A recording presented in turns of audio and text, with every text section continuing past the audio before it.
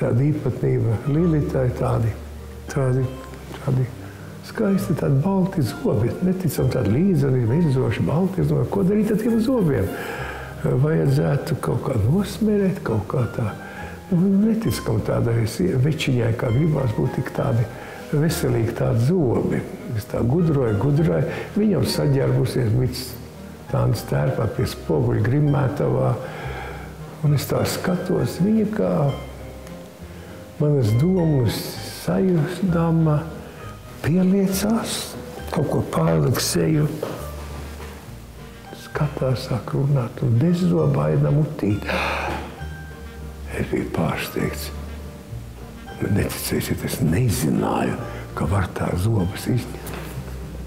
Neticēju, goda vārds. Es tagad nebiju, viņš jau slēp to, ko glāzē glābē. Es pat nebiju gadījies tā. Šito varonību.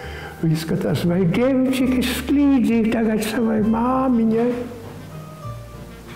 Un pat priecājās. Un kad jau filma bija gatava, un ka veci aktieri, mums bija tradīcija, veciem aktieriem kinonamā rādīt filmu, vai kā viņi gavilēja par to, kad ieraudzīja, ka Lilita, šī karaliene dāma, kas pārāk viņiem visiem stāvēs, piepiši bezzobaina, kā viņi gavilēja, kā viņi par to priecājās.